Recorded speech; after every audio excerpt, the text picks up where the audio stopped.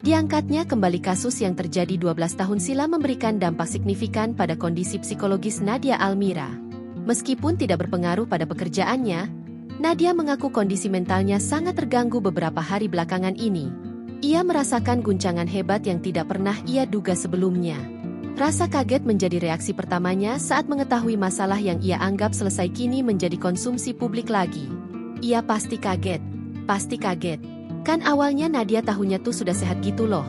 Jadi kalau tiba-tiba dikasih tahu dan cara ngasih tahunya seperti ini, memang kaget banget, ungkapnya di kawasan Tendean, Jakarta Selatan, Senin, 13 Oktober 2025. Kondisi tersebut bahkan memicu reaksi fisik yang tidak terkendali. Nadia mengaku tubuhnya sering bergetar hebat atau tremor saat berada di keramaian, seperti ketika berada di studio. Selain itu, ia juga mengalami kesulitan tidur hingga siang hari. Waktunya lebih banyak dihabiskan untuk melamun tanpa melakukan aktivitas apapun. Beberapa hari ini berdoa aja sih. Baru berasa juga gitu ya, baru sadar kalau, wah, kena nih ke psikologis, karena nggak bisa tidur, benar-benar bisa nggak tidur sampai siang gitu.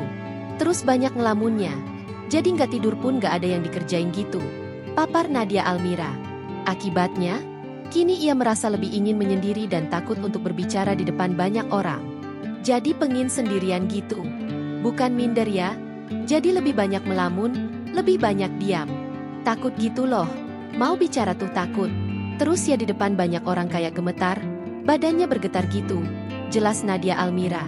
Meski merasakan tekanan psikologis yang berat, Nadia Almira mengaku belum memiliki rencana untuk berkonsultasi dengan psikolog. Download Tribun X sekarang, menghadirkan lokal menjadi Indonesia.